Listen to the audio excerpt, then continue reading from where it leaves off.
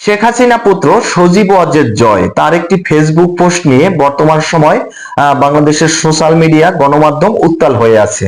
সেই যে ফেসবুক পোস্টের আমার পছন্দের সবচেয়ে কথাটি হলো যে ডক্টর মোহাম্মদ ইউনূসকে তিনি আমেরিকায় দাওয়াত দিয়েছেন এবং আমেরিকায় তার যে দুদক সদস্য তাদেরকে নিয়ে দাওয়াত দিয়েছেন যাতে তাকে দুর্নীতিগ্রস্ত প্রমাণ করে তার তার যে নিজস্ব বাড়িটি আছে সেটিকে যেন ভেঙে ফেলে।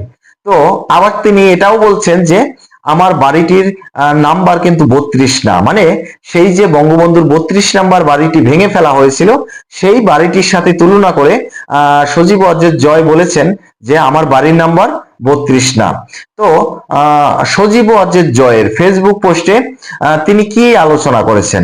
সজীব ওয়াজেদ জয়ের ফেসবুক পোস্টে তিনি এটাই বলেছেন যে বর্তমান সময়ে অন্তর্বর্তীকালীন সরকারের প্রধান উপদেষ্টা ডক্টর মোহাম্মদ ইউনূস তার নামে যে দুর্নীতির অভিযোগটি করেছেন, যে তার অবৈধ টাকায় তিনি আমেরিকায় দুটি বাড়ির মালিকানা পেয়েছেন এবং দুটি বাড়ি কিনেছেন। আসলে এই বাড়ি দুটি কিভাবে তিনি কিনলেন সেই সকল বিষয়গুলো নিয়ে সজীব ওয়াজেদ জয় ফেসবুক পোস্টের মাধ্যমে একটি খোলাসা মন্তব্য করলেন এবং ডক্টর মোহাম্মদ ইউনূসকে একটি চ্যালেঞ্জ ছুড়ে দিলেন। তো প্রিয় দর্শক, এই সকল বিষয় নিয়ে বিস্তারিত আলোচনা করব।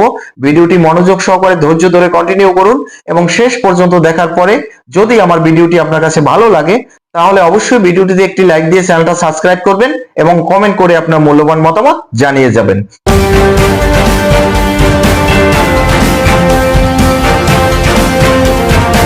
বলছিলাম দর্শক, শেখ হাসিনা পুত্র সজীব ওয়াজেদ জয় একটি ফেসবুক পোস্টের মাধ্যমে ডক্টর মোহাম্মদ ইউনূসকে একটি চ্যালেঞ্জ ছুড়ে দিলেন।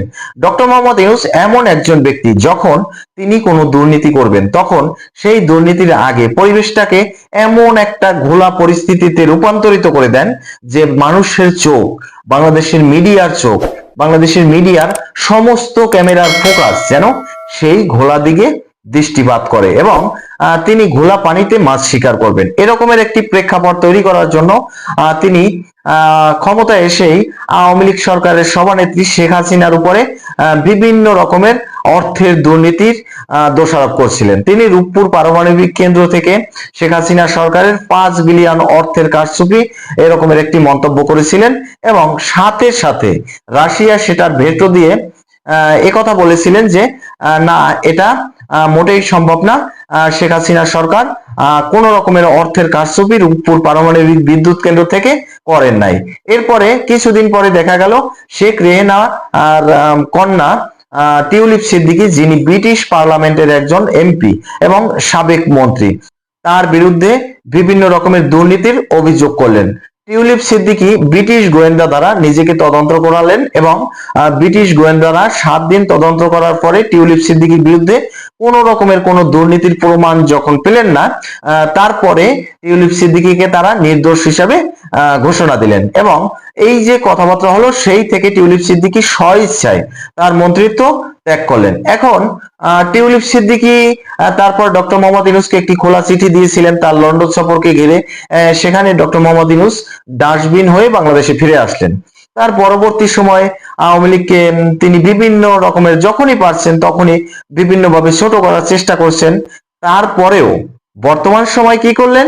বর্তমান সময় শেখ হাসিনা পুত্র সজীব ওয়াজেদ জয়কে নিয়ে বাংলাদেশের অর্থের দুর্নীতির মামলা করলেন এবং বর্তমান সময় তিনি করলেন শেখ হাসিনা পুত্র সজীব ওয়াজেদ জয়কে দুদকের মামলায়, যে তিনি আওয়ামী লীগ সরকার ক্ষমতা আমলে বাংলাদেশ থেকে হাজার হাজার কোটি টাকা অর্থের কারচুপি করে আমেরিকায় গিয়ে দুটি বাড়ির মালিক হয়েছেন। এখন সজীব ওয়াজেদ জয় বলছেন যে দেখুন, আমি বাংলাদেশ থেকে কোন রকমের অর্থের কারচুপি করে আমেরিকায় বাড়ি করিনি এবং আমেরিকায় যে দুটো বাড়ি আছে সেই দুটো সম্পূর্ণটাই আমার ইনকামের টাকায় করা।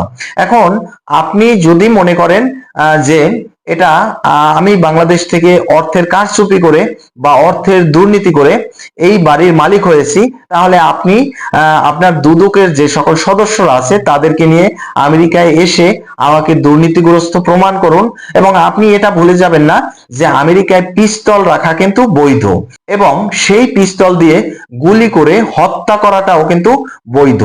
এছাড়াও আমার বাড়ির নাম্বারটি কিন্তু 32 নম্বর না যে আপনি চাইলেই আমার বাড়িটি ভেঙে ফেলতে পারবেন। এখন বাংলায় একটা কথা আছে, আপনি কে? এই কথাটি যদি আমাদের সাধারণ মানুষকে জিজ্ঞাসা করা হয়, তাহলে আমরা বলবো আমি অমুক।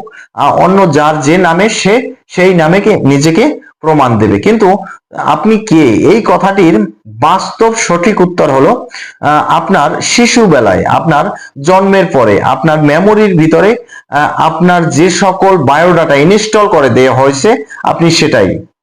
যেমন যদি আপনি মুসলিম পরিবারে জন্মগ্রহণ করে থাকেন, তাহলে আপনার জন্মের পরে আপনার কানে আল্লাহু আকবার ধ্বনিটি দেয়া হয়েছে এবং সেই থেকে আপনার মস্তিষ্কে আল্লাহু আকবার ধ্বনিটি ইনস্টল হয়ে আছে একটি সফটওয়্যারের মতন। এবং আপনার বাবার নাম, মায়ের নাম, আপনার আত্মীয় স্বজন, বাড়ি ঘর সবকিছু আপনার মস্তিষ্কের ভিতরে ইনস্টল করে দেয়া হয়েছে। এটি হচ্ছে আপনি। এছাড়াও একজন হিন্দু ঘরের সন্তান ঠিক একই ভাবে তার ব্রেনের ভিতরে তার সমস্ত এই সকল সফটওয়্যার গুলোকে ইনস্টল করে দেয়া হয়। তো সেই রকমেরই সজীব ওয়াজেদ জয় কে? সজীব ওয়াজেদ জয় বঙ্গবন্ধুর নাতি, শেখ হাসিনার পুত্র, এবং তার যিনি বাবা ওয়াজেদ, তিনি একজন বাংলাদেশের নামকরা বিজ্ঞানী, এবং সজীব ওয়াজেদ জয়ও অনেক বড় মাপের একজন মেধাবী ছাত্র। তার কলেজ লাইফে, তার স্টুডেন্ট লাইফে তার যে সকল বন্ধু বান্ধব, তারা কেউই বাংলাদেশের কোনো ওসি, ডিসি, এমপি, মন্ত্রী, মিনিস্টার এগুলোও না। কেউ প্রধানমন্ত্রী, কেউ বৈজ্ঞানিক, এবং কেউ বড় কোনো দেশের ওই রকমের উচ্চ পর্যায়ের কোনো পদে অবস্থান করছেন। এখন বাংলাদেশের এই সকল যে সকল আমজনতা আছে, তারা সজীব ওয়াজেদ জয়কে অনেকে পাগল বলতে পারেন, আবার অনেকে তাকে সেন্টিমেন্টাল বলেন। হ্যাঁ, এ ধরনের সজীব ওয়াজেদ জয়কে নিয়ে হাস তামসার কোনো অভাব নেই। কিন্তু এটা তো সত্য কথা যে যারা যত বেশি মেধাবী, তাদের কথাবার্তা বলার ভঙ্গিমা বা কথা বলার ধরন সেটা একটু অন্য রকমের হয়, যেটা আপনার আমার মতন না। এখন সজীব ওয়াজেদ জয় এমন একজন মেধাবী মানুষ, এবং তিনি একজন আইটি এক্সপার্ট। তিনি তার নিজস্ব টাকা দিয়ে, নিজস্ব ইনকাম দিয়ে আমেরিকায় দুটি বাড়ি করেছেন। সেই বাড়ি দুটোকে নিয়ে এখন প্রশ্ন চিহ্ন তুলছেন ডক্টর মোহাম্মদ ইউনূস এবং বাংলাদেশের দুদক। তো তাদেরকে আমন্ত্রণ জানালেন সজীব ওয়াজেদ জয় সেই আমেরিকায়, বললেন যে আমার বাড়ির নাম্বার কিন্তু 32 না, এবং আমেরিকায় পিস্তল রাখা বৈধ এবং গুলি করাও বৈধ। তো আপনাদের আমি ওয়েলকাম করছি, আপনারা আসুন, এবং আমি বর্তমান সময়ে আমেরিকার নাগরিকত্ব গ্রহণ করেছি। তো প্রিয় দর্শক, দেখতে থাকুন সজীব ওয়াজেদ জয়ের এই ফেসবুক পোস্টের ভিত্তিতে ডক্টর মোহাম্মদ ইউনূস কি করতে পারেন।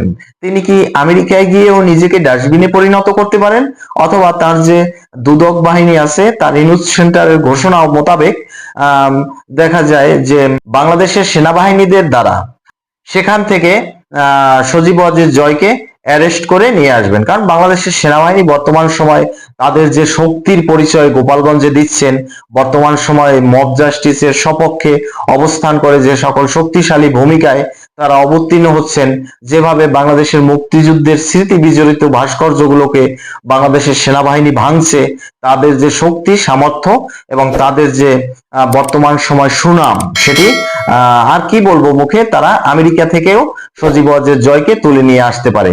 তো এটা হচ্ছে বর্তমান সময় বাংলাদেশের প্রেক্ষাপট। যা কিছুই হোক, সবকিছু নিয়ে আমি থাকবো আপনাদের সাথে। আজকের এই পর্যন্তই শেষ করছি, পরবর্তীতে নতুন কোনো ভিডিও নিয়ে আসবো। সেই পর্যন্ত ভালো থাকুন, সুস্থ থাকুন, আল্লাহ হাফেজ।